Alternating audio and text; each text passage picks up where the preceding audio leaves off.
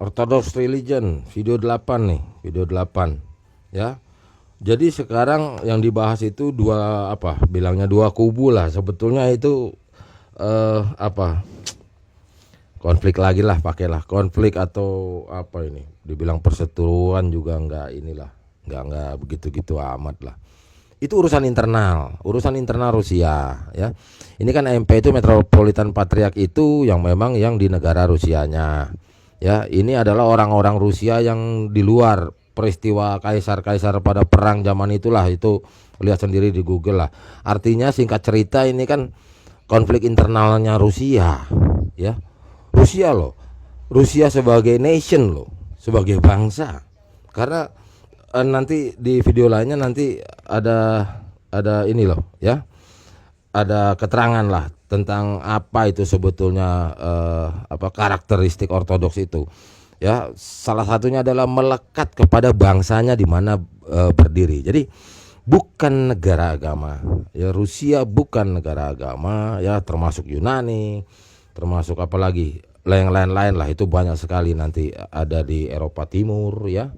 Terus juga di belahan dunia timur juga di kisaran di kisaran tanah Palestina itu loh ya, ada Mesir, ada Armenia, termasuk Ethiopia ya. Itu jadi melekat kepada bangsa.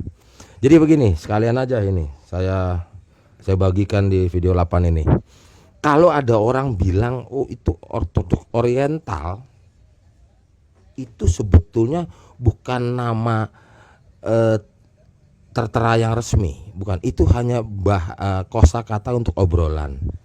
Nggak ada itu ortodoks oriental sebetulnya. Itu hanya ibarat, hanya istilah.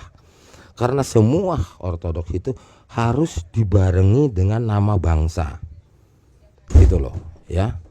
Jadi salah itu semua, ya. Mau siapa itu para agamawan, please deh.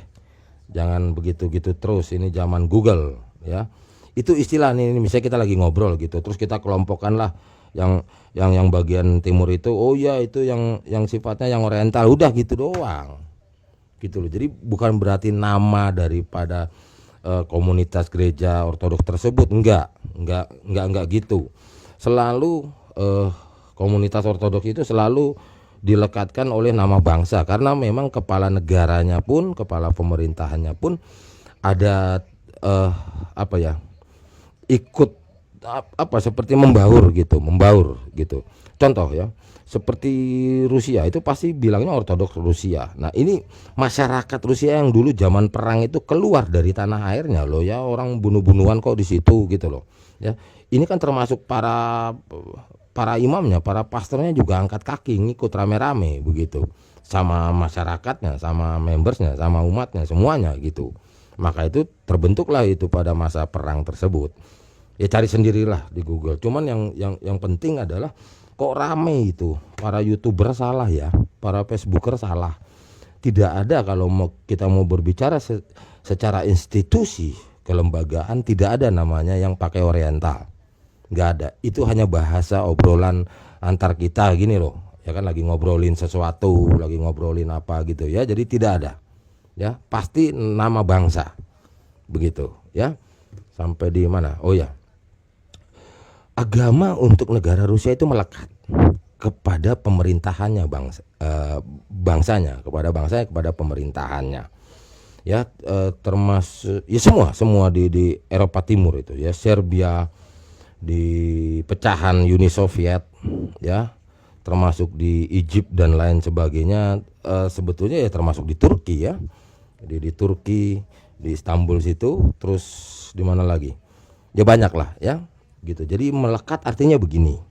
Ya, mereka bukan negara agama, namun kelembagaan agama itu turut serta di dalam menjalankan, mengoperasionalkan negaranya itu oleh pemerintahnya. Dibilang kerjasama juga bukan. Contoh, di banyak negara-negara yang mayoritas ortodoks, lembaga agamanya itu pada saat-saat tertentu, poin-poin tertentu ikut rapat kabinet pemerintahannya dalam mengambil keputusan, apalagi kalau udah mau perang ya, kalau ada konflik antar negara apa gimana, itu yang melobi bisa melalui jalur tokoh agama.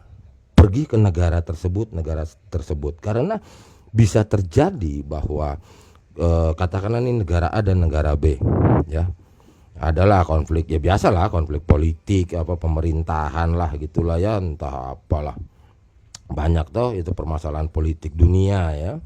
Nah tokoh agamanya, nah kedua negara ini kan bisa jadi juga bahwa mayoritas ortodoks dan ini mayoritas ortodoks begitu. Di dalam koridor Katolik Roma Vatikan juga sama ya kan, negara A, B, negara C, padahal dia juga Katolik. Terus ada sedikit slack lah begitu dengan negara X, ya kan taunya Katolik juga kan gitu. Antar governmentnya begitu, entah itu masalah perdagangan lah apalah segala tuh. Nah, kalau udah mulai agak susah, itu tokoh agamanya yang bicara. Gitu. Ya, tokoh agamanya yang membawakan suara tentang kepemerintahan ini ke sini gitu. Nah, demikian pula di dalam konteks dunia ortodoks gitu loh. Ya, maka para tokoh-tokoh agamanya itu sering turut serta mengambil keputusan-keputusan pemerintahannya. Oleh karena itu yang diistilahkan agama melekat kepada bangsanya, melekat kepada negaranya gitu ya.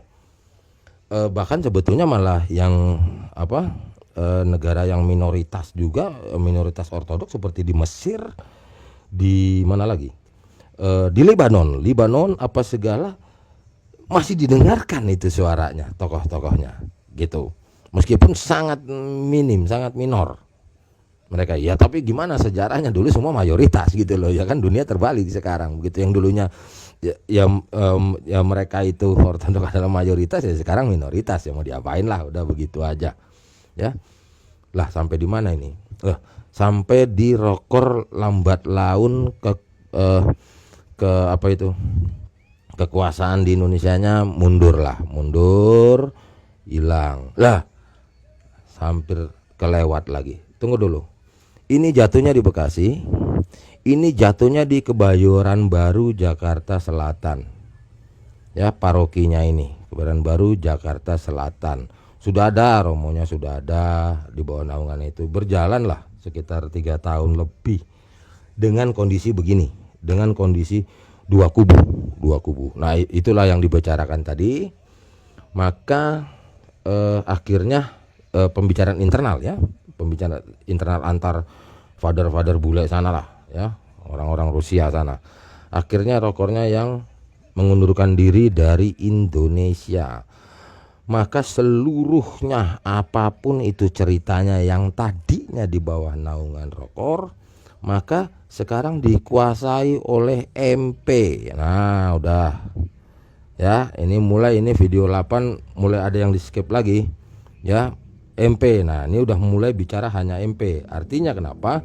Sejarah ortodoks di Indonesia awal mulanya pertama adalah di bawah hierarkis Greek Orthodox Konstantinopel, itu yang tadi dibahas di beberapa video yang sudah ya, berarti 1 kali. Lalu ada lagi masuk rokor,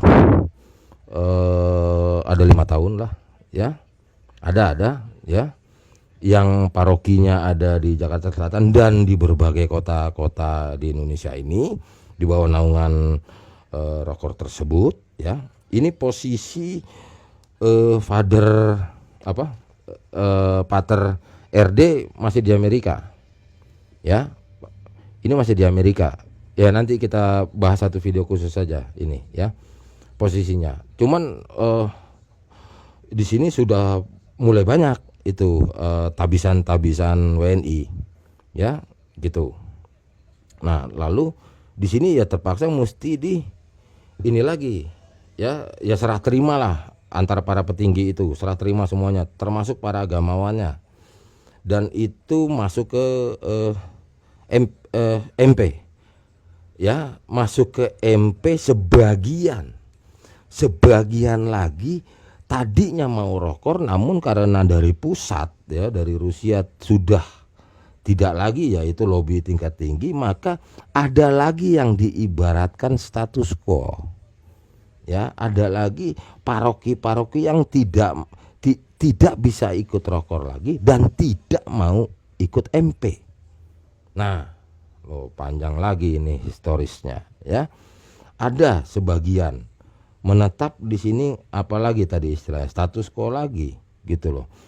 Karena sudah ada tanda-tanda Father RD ini, ya, Romo RD ini, ya, tidak ikut di bawah naungan MP lagi. Nanti kita bahas itu mengapa tidak lagi ikut, gitu, ya. Jadi di bawah naungan MP itu yaitu Bekasi, paroki Bekasi, yang dimana situ ada Father I, ya, Romo I, WNI, ya, iya pokoknya Y lah, Y apa I sama lah tuh, ya. I ejaan Rusianya, Y bahasa Inggrisnya lah, gitu namanya. Saya nggak mau sebut semuanya saya nggak mau sebut sebetulnya, gitu. Cuman yang generasi awal aja saya sebut karena supaya nangkep dulu, gitu. Yang tadinya sudah dari awal MP, ya terus saja MP sampai tahun 2021 ini, sampai selamanya lah begitu. Nah, ini yang paroki yang di Kebayoran Baru Jakarta Selatan atas jasa seorang satu keluarga yang tadinya sama-sama sebagai members yang status quo itu, ex mantan Jakarta Timur, ya, itu ada seorang ibu C, ya, dengan suaminya, ya, Pak D, gitu, D maksudnya huruf D, ya toh. Ini juga ceritanya hampir sama seperti yang di Jakarta Timur. Ada rumahnya tanah luas apa, ya, terus akhirnya dibangunkan lah sekitar berapa ya, 40 meter persegi lah begitu untuk ibadah di situ, di halaman itu, ya gede lah gitu tanahnya, ya. Nah, disitulah aktivitas itu. Singkat cerita, itulah yang tadi pindahan yang suka ibadah non imam yang di restoran yang tadi yang di kisaran Pasar Santa itu, Kebayoran Baru Jakarta Selatan juga. Akhirnya sudah ada tempat fisik, ya. Cari Google pasti ketemu lah itu, ya. Ya sudah ada bentuk fisiknya itu paroki, ya. Terus ya tentunya nanti itu ada terbagi lagi yang tadi, karena ini tadi awalnya rokor, akhirnya menjadi ngikut di bawah naungan MP lah. Yang tadinya rokornya rame, paroki-paroki di bawah naungan ini terbelah lagi, deng. Nah, ini kan rokor nih tadinya, ya, ini rokor berbagi lagi, katakanlah bagi dua lah begitu lagi. Yang ada yang masih ngikut sini, ada yang nunggu bagaimana posisi RD belum di Indonesia lah. Setelah 5 tahun masih bolak-balik, setelah 5 tahun tidak balik-balik Indonesia, terus ya gitulah, ya nanti kita bahas saja itu.